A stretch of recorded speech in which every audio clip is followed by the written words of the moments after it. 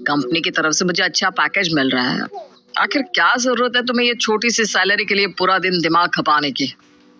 विकी, आपको बहुत अच्छी सैलरी मिलती है, इस बात की मुझे खुशी है, लेकिन प्लीज इस तरह मेरी जॉब को डिसरिस्पेक्ट मत करो। माना कि मुझे आपकी जितनी लाखों में सैलरी नहीं मिलती, लेकिन मैं बहुत खुश हूँ अपनी जॉब के साथ। और सबसे बड़ी बात, मुझे अच्छा लगता है इंडिपेंडेंट होना। अरे यार एक बात बताओ, बंदा कमाता क्यों है? फैमिली के लिए ना। और जो मैं कमा रहा हूँ हम दोनों के लिए ही तो है। देखो मैंने हमेशा यही चाहा है कि जब मैं घर पहुंचूं तो मेरी पत्नी घर पर रहकर मेरा इंतजार करे, मेरे लिए चाय बनाए, प्यार से मुझे डिनर बनाकर खिलाए। अब तुम सोच लो, तुम्हारे लिए हमारा रिश्ता ज्यादा जरूरी है या तुम्हारा कमाना? विकी, ये क्या हो गया है? अरे तुम तो पढ़े लिखे लड़के हो, फिर भी ऐसी बातें कर रहे हो। देखो ईशा, मैं नौकरों के भरोसे अपना जीवन नहीं चलाने वाला। मुझे जो कहना था मैंने कह दिया है, अब तुम सोच लो। विकी और ईशा की अरेंज मैरिज हो रही थी। घर वालों की रजामंदी से उनका रिश्ता पक्का हुआ और सगाई के बाद दोनों फोन पर एक दूसरे से बातें करने लगे। 2 लाख रुपए महीने की सैलरी पाने वाले पढ़े लिखे हैंडसम लड़के विकी को ईशा जितना करीब से जानती जा रही थी, उसकी सोच उसे और हैरान कर रही थी। ये विकी को मैंने जैसे सोचा था, ये तो बिल्कुल उसके उलट ही बिहेव कर रहा है। क्या करूं? अगर मैंने कहा कि मैं जॉब नहीं छोड़ूंगी तो ये नाराज हो जाएंगे। सगाई हो चुकी है, शादी के कार्ड छप गए हैं। अगर इस समय रिश्ता टूटा तो परिवार की बहुत बदनामी होगी और सब रिश्ता टूटने का जिम्मेदार मुझे ही ठहराएंगे। अगले दिन शाम को, विकी आज तुमने फोन नहीं किया? मैंने तुम्हें कल कुछ समझाया था, पहले ये बताओ तुम्हें समझ में आया कि नहीं? हाँ बाबा, हाँ समझ में आ गया। मैं छोड़ दूंगी जॉब। अब तो खुश हो ना? देखो ईशा, अब शादी में कुछ ही समय बचा है। मैं चाहता हूँ ये समय तुम अपने लिए इस्तेमाल करो, शॉपिंग करो, शादी की तैयारियां करो, हमारे बारे में सोचो ना कि अपने उस फालतू जॉब के चक्कर में खप कर दिन खराब करो। ठीक कहते हो तुम। मैं आज ही रिजाइन कर दूंगी। तुम्हारी खुशी मेरे लिए सबसे ज्यादा इम्पोर्टेंट है। अरे यार, वो तो जॉब छोड़ने के लिए तैयार ही नहीं थी। जब मैंने रिश्ता तोड़ने की धमकी दी तब जाकर तैयार हुई। अरे भाई, ये लड़कियां नौकरी करने लगती है ना तो इनके नखरे सातवें आसमान पर पहुंच जाते हैं। अब तू सोच कर देख, ईशा ने जॉब छोड़ दी तो शादी के बाद वो फाइनेंशियली पूरी तरह से तुझ पर डिपेंडेंट हो गई। कम से कम बीवी का कंट्रोल तो तेरे हाथ में रहेगा। वो कब कहाँ क्या खर्च करती है तुझे तो पता रहेगा। मेरी बीवी को देख ले, जितना कमाती है सब अपने ऊपर उड़ा देती है, ऊपर से तेवर सो। मैं नौकरी करती हूँ तब तो मैं तुम्हारे बराबर हो गई।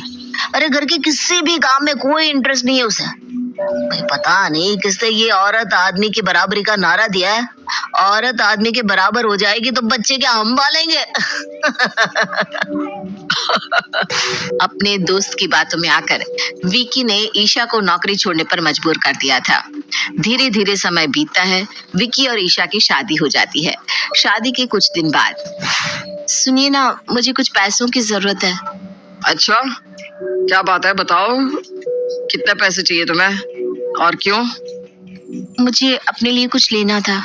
अरे भाई, वही तो मैं पूछ रहा हूँ, क्या लेना है ठीक से बताओ।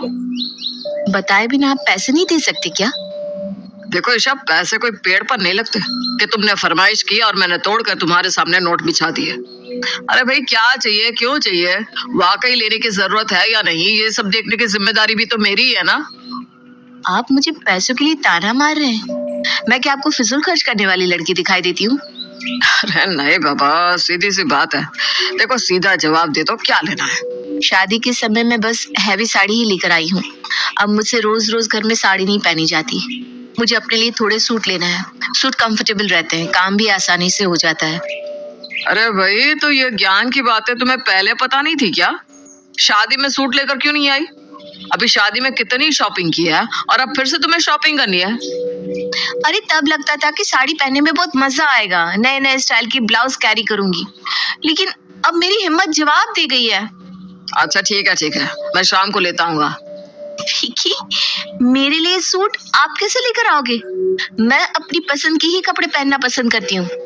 आप मुझे पैसे दे दो, मैं ले आऊंगी। ईशा की बात का जवाब दिए बगैर विकी वहां से चला जाता है। शाम के समय विकी ईशा के लिए 2 सूट लेकर घर आता है। ये देखो मैं क्या ले आया, तुम्हारे लिए सूट। अब तो खुश? से मेरी चॉइस तक पूछनी जरूरी नहीं समझी और खुद लाकर ये सूट यहाँ रख दिया। मैंने अपने लिए पहले ही ऑनलाइन सूट पसंद कर लिए थे, आपसे बस पैसे मांगे थे और मैं रेडीमेड सूट पहनती हूँ। ये कपड़ा लेकर सिलाने वाले सूट मुझे बिल्कुल पसंद नहीं है। अरे बेटा, जैसा उसे पसंद हो वैसा उसे ले लेने देना। तू क्यों बिना बात में अपने नाक बीच में घुसा रहा है? तू पैसे दे दे और अपनी जान छुड़ा। अरे मम्मा, आप इसकी साइड लेना बंद कर दो। पैसे थोड़ी समझदारी से खर्च करने पड़ते हैं। ईशा को विकी का बार बार पैसों के लिए उसे ताने देना बहुत तकलीफ दे रहा था। विकी, शादी से पहले तो आप कहते थे कि मेरे पास पैसे की कोई कमी नहीं, इसलिए तुम नौकरी छोड़ दो। और अब जब मैं नौकरी छोड़कर आपके ऊपर पूरी तरह से डिपेंड हो गई हूँ, तो आप हर बात के लिए मुझे पैसों का ताना दे रहे हैं। अरे ऐसा क्या मांग लिया मैंने? अब मुझे जरूरत है तो क्या मैं अपने लिए 2 सूट भी नहीं खरीद सकती? और बात सिर्फ सूट की नहीं है, मेरी कोई अपनी जरूरतें भी तो हो सकती है। क्या मैं एक एक पैसा आपसे पूछ कर खर्च करूंगी? मैंने तुम्हें खरीदने से मना कब किया? तुमने सूट खरीदने की इच्छा जताई तो तुम्हें लाकर दिए ना मैंने। फिर इसमें इतना मुंह बनाने वाली कौन सी बात हो गई? विकी कुछ भी सुनना या समझना नहीं चाहता था।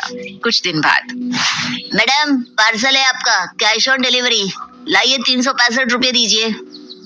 लेकिन मैंने तो कोई सामान नहीं मंगवाया। मैडम, विकी शर्मा के नाम से पार्सल है, वो यहीं रहता है ना? माँ जी, कोई पार्सल आया है, उसे 365 रुपए देने हैं। मेरे पास तो पैसे नहीं है, अब मैं क्या करूँ? अरे तू परेशान मत हो बेटा, रुक जा, मेरे पास कुछ पैसे हैं, मैं तुझे देती हूँ। ईशा अपनी सास से लेकर पैसे पार्सल वाले को देती है और पार्सल लेकर घर के अंदर आ जाती है। आज मुझे इतनी शर्मिंदगी का एहसास हो रहा है ना माँ जी, क्या बताऊँ आपको। क्या फायदा है विकी का हर महीने लाखों रुपए कमाने का, अगर उसकी पत्नी को 100-200 के लिए भी किसी का मुंह देखना पड़े? क्या मेरी हैसियत अपने पास 1000-500 रुपए रखने की भी नहीं है? तेरी बात बिल्कुल सही है बेटा, और तेरा दर्द मैं बहुत अच्छी तरह समझती हूँ। ऐसा लग रहा है कि इतिहास खुद को दोहरा रहा है। विकी के पिताजी भी बिल्कुल ऐसे ही थे। मेरा पूरा जीवन बीत गया, लेकिन उन्होंने तनख्वाह तो क्या, कभी जेब खर्च के नाम पर चंद रुपए भी लाकर मेरे हाथ में नहीं रखे। अपनी छोटी सी छोटी जरूरत के लिए भी मैं हमेशा उनके आगे हाथ पसारती रही। कभी अपने मन का कुछ करने का मन होता तो याद आता मेरे पास तो फूटी कौड़ी भी नहीं है। और विकी के पापा से कहने का मतलब होता कि पहले 10 तरह के सवालों के जवाब दो, तब जाकर अपने लिए कुछ खरीदो। क्या चाहिए, क्यों चाहिए, ऐसा नहीं तो वैसा क्यों, इतने सवाल होते कि उनका जवाब देने के बजाय मुझे कुछ ना खरीदना ज्यादा आसान लगता। धीरे धीरे विकी बड़ा होने लगा। जब मोहल्ले में कोई फल या खिलौने बेचने वाला आता तो विकी जिद करता कि मैं उसे भी लेकर दूं। उसके साथ के बच्चे दौड़ कर जाते और अपनी माँ से पैसे लेकर अपनी पसंद की चीज खरीद कर खाते, और मैं लाचार सी बस देखती रहती। एक दिन विकी ने मुझसे आकर कहा, माँ पैसा क्यों करती है? सबकी मम्मी पर्स टांग कर घूमती है और अपने बच्चों को जो चाहे दिला देती है, और एक आप हो कि हमेशा पापा से ही पैसे मांगती रहती हो। उस दिन पहली बार मैंने अपने 16 साल के बेटे को सच बताया। आप चिंता मत करो माँ, जब मैं कमाने लगूंगा तो आपको लाकर पैसे दिया करूंगा, फिर उन पैसों से आप जो चाहे खरीदना, कोई आपसे सवाल जवाब नहीं करेगा।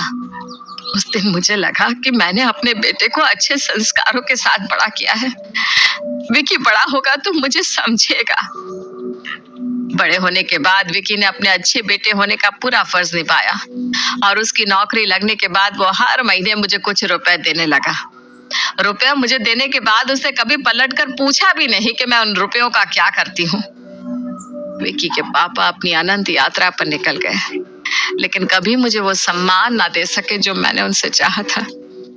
लेकिन अपने विकी की सोच पर मुझे सदा गर्व होता कि कम से कम मेरा बेटा अपने पिता की तरह नहीं बनेगा।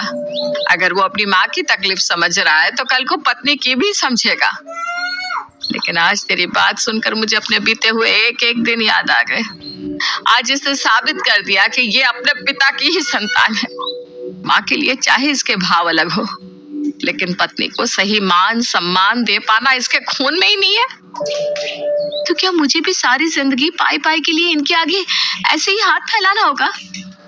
आप एक बार उन्हें समझा कर देखिए ना माँ जी, हो सकता है उन्हें अपनी गलती का एहसास हो जाए। विकी की माँ मंजू अपने बेटे को समझाने की कोशिश करती है, लेकिन विकी के दिमाग पर तो उसके दोस्तों की बातों ने ऐसा असर किया हुआ था कि उसे माँ की कही कोई बात समझ में ही नहीं आ रही थी। ईशा बेटा, ऐसा लगता है कि विकी के अकल पर तो पत्थर पड़ गए हैं। कुछ समझ में नहीं आ रहा क्या करूं। तो ऐसा कर, अब से कुछ पैसे तू मुझसे ले लिया कर। तुझे रोज रोज विकी के आगे हाथ फैलाने की जरूरत नहीं पड़ेगी। लेकिन मम्मी जी, आप पैसे कहाँ से लाएंगी? बेटा तुझे बताया ना मैंने, विकी हर महीने मुझे कुछ पैसे देता है। बुढ़ापे में मुझे तो पैसों की कोई खास जरूरत रहती नहीं, इसलिए अब से वो पैसे मैं तुझे दे दिया करूंगी। मुझसे ज्यादा तुझे उन पैसों की जरूरत है। ईशा बार बार मना करती है, लेकिन फिर भी उसकी सास जबरदस्ती हर महीने कुछ पैसे उसे देने लगती है। हर महीने जेब खर्च मिलने पर ईशा को भी अब थोड़ा खुलापन महसूस होने लगा था। एक दिन मंजू अपनी बहू ईशा को जेब खर्च के पैसे दे रही थी कि तभी विकी उसे देख लेता है। मम्मी, ये क्या कर रही हैं आप? ईशा को पैसे क्यों दे रही है?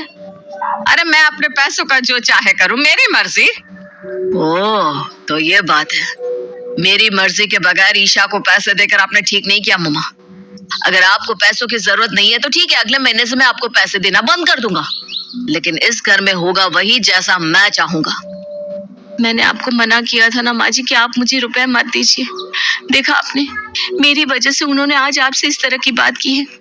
नहीं बेटा, तुम्हारे कारण नहीं, ये सब कुछ मेरे कारण हो रहा है। शायद मेरी परवरिश में कुछ कमी रह गई है, जो मेरा बेटा आज मेरी बहू के साथ इस तरह से व्यवहार कर रहा है।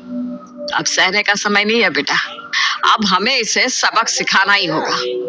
देख, मैं तो जीवन भर सहती रही, उसके बदले में मुझे कोई सराहना नहीं मिली। गलत को बर्दाश्त करना कोई समझदारी नहीं होती, गलत के खिलाफ आवाज उठानी ही चाहिए। तो आगे बढ़, मैं तेरे साथ हूँ। इसे अपनी कमाई का घमंड हो गया है ना, इससे ऐसा लगता है कि अगर ये तेरे हाथों में पैसे नहीं देगा तो तू एक एक रुपए के लिए मोहताज हो जाएगी। लेकिन तुझे भी खुद को साबित करना है। छोटी बड़ी जैसे भी नौकरी मिले तो घर से बाहर निकलकर नौकरी कर, 4 पैसे कमा और आत्मसम्मान के साथ अपना जीवन बिता। जीवन भर पति के आगे पीछे घूमने से तुझे कोई बहादुरी का मेडल नहीं मिलने वाला। लेकिन माँ, उन्होंने मुझे नौकरी ना करने की हिदायत दे रखी है। बेटा, ये विकी नहीं, उसका अहम बोल रहा है, और उसके अहम को तू जितना तुष्ट करेगी वो उतना ही तुझ पर हावी होगा। सास मंजू की बात सुनकर ईशा घर से बाहर जाकर नौकरी ढूंढ लेती है। अगले दिन ऑफिस से आने के बाद, ईशा चाय बना दो जरा, और हाँ, आज खाने में कुछ स्पेशल बनाना। बेटा, बहू तो घर पर नहीं है, चाय मैं बना देती हूँ। अरे उसे पता नहीं मेरे ऑफिस से आने का समय हो रहा है, फिर इस समय बाहर घूमने का क्या मतलब है? बहू घूमने नहीं, काम पर गई है। मतलब बहू ने नौकरी ढूंढ ली है, अच्छी तनख्वाह मिल रही है। वो तो मना कर रही थी, लेकिन मैंने ही कहा कि औरत को आत्मनिर्भर होना चाहिए। मेरे कहने पर उसने नौकरी ज्वाइन कर ली है। बेटा, माँ अब क्यों उसे सर पर चढ़ा रही है? और मैंने साफ साफ कहा था कि मुझे नौकरी करने वाली पत्नी नहीं चाहिए। मुझसे पूछे बिना उसने जॉब की कैसे? पत्नी का पैसा कमाना तुझे पसंद नहीं, और अपनी कमाई उसके हाथ में रखना तेरी शान के खिलाफ है। मतलब तू बस ये चाहता है कि पत्नी सारी जिंदगी तेरे सामने हाथ फैलाकर खड़ी रहे। ये कैसा हम है बेटा? क्या तू सच में मेरा वही बेटा है जो अपनी माँ की हर तकलीफ दुख महसूस करता था? बात को घुमाओ मत माँ, सच बात तो यह है ना कि उसने मेरी बात काटी है। अरे ऐसी कौन सी जरूरत है उसकी जो मैं पूरी नहीं कर पा रहा हूँ? विक्की बेटा, तुझे याद है जब तू छोटा था ना, तो अक्सर मुझसे कभी आइसक्रीम खाने की तो कभी बर्फ का गोला खाने की जिद किया करता था। जब वो आइसक्रीम वाला हमारे घर के बाहर आकर टन टन करके घंटी बजाता था तो तू दौड़कर मेरे पास आता और कहता, माँ 2 रुपए दे दो ना, मुझे गोला खाना है। तुझे याद है तब मैं क्या जवाब देती थी? आज इतनी पुरानी बातें याद करने का क्या मतलब है माँ? बता ना बेटा, तुझे तो याद होगा ना जब मोहल्ले की सब औरतें चूड़ी वाले के पास बैठकर अपनी पसंद की चूड़ियां पहना करती थी, तो तू भी मुझसे कहता था, माँ जाओ ना, तुम भी हरी हरी चूड़ियां पहन कर आओ। तो मैं क्या जवाब देती थी, तुझे याद है? मुझे सब याद है माँ। अब हमेशा यही कहती थी कि मेरे पास खुले पैसे नहीं है, 500 का नोट है। बहुत अच्छा बेटा, तब तो तुझे यह भी जरूर याद होगा कि मैं हमेशा एक जैसा बहाना क्यों बनाती थी। मुझे पता है माँ, तुम्हारे पास कोई 500 का नोट कभी था ही नहीं। तुम बस मेरा मन रखने के लिए कहा करती थी कि 500 का खुला नहीं है। बेटा तुम्हारे पापा एक सरकारी अफसर थे, समाज में बड़ा मान सम्मान था उनका, और हमारे घर में पैसों की ऐसी कोई कमी भी नहीं थी। लेकिन फिर भी ये तुम्हारे पापा की जिद थी कि वो औरत के हाथ में पैसा नहीं देंगे, मुझे अपने घर की कमान नहीं सौंपेंगे, इसलिए उन्होंने जिंदगी भर मेरे हाथ में कभी पैसे नहीं रखे। छोड़ो ना माँ, जो बीत गया सो बीत गया। इसीलिए तो मैं अब आपको हर महीने पैसे देता हूँ ना, ताकि आप अपनी सारी इच्छाएं पूरी कर सको। बेटा अब 60 साल की उम्र में ना तो मेरी श्रृंगार करने की उम्र रही है और ना ही हरी हरी चूड़ियां पहनने की। उम्र के साथ इच्छाएं भी दम तोड़ देती है बेटा। समय बीत जाने के बाद उन चीजों का कोई अर्थ नहीं रह जाता। आज तू मेरे सामने दौलत का ढेर भी लगा दे तो मेरी जवानी तो वापस नहीं ला सकता ना, ना ही आज तू सड़क के किनारे रुक कर बर्फ का गोला खा सकेगा। भूख लगने पर ही भोजन किया जाता है, भरे पेट सामने रखे भोजन का कोई अर्थ नहीं बचता। आज बहू की उम्र है तो उसके पास पैसा नहीं है, कल अगर उसका बेटा दौलत का ढेर भी लगा दे तो उसकी बीती उम्र तो लौट कर नहीं आएगी ना। आपकी बात अलग है माँ, आप में और उसमें बहुत फर्क है। आजकल की लड़कियों को अभी आप जानती नहीं हो, इन्हें जरा छूट दो तो ये सर पर बैठ जाती हैं। हाँ बेटा फर्क तो है। पहला फर्क तो यही है कि मैं तेरी माँ हूँ और वो तेरी बीवी। बीवियां तो हमेशा पति के लिए बाहर से आई हुई औरत होती है, जिससे वो चाहते हैं कि वो कर्तव्य तो सारे निभाए लेकिन अधिकार ना जमाए। और दूसरा फर्क यह है बेटा कि वो मेरी तरह पैसे पैसे के लिए मोहताज होकर इस चार दीवारी में अपनी जिंदगी नहीं बिताएगी। वो एक पढ़ी लिखी इंडिपेंडेंट लड़की है। जैसे वो 6 महीने पहले नौकरी कर रही थी वैसे ही आज भी कर सकती है। तेरे लिए उसने अपनी जॉब छोड़ी और हाउसवाइफ बनने को तैयार हो गई। और तूने क्या किया उसके लिए? तूने यही वादे किए थे ना उससे कि उसे कमाने की कोई जरूरत नहीं है, तेरी कमाई इस घर को चलाने के लिए काफी है।